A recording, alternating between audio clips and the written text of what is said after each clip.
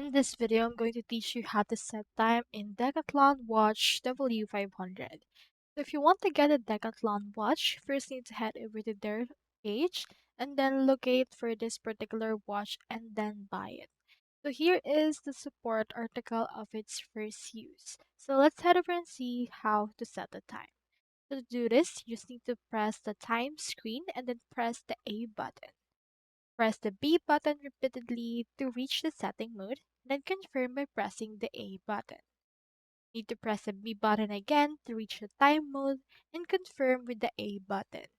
Then configure the time on your watch that you desire to use. And then after that, once configured, return to the time screen by pressing the D button repeatedly.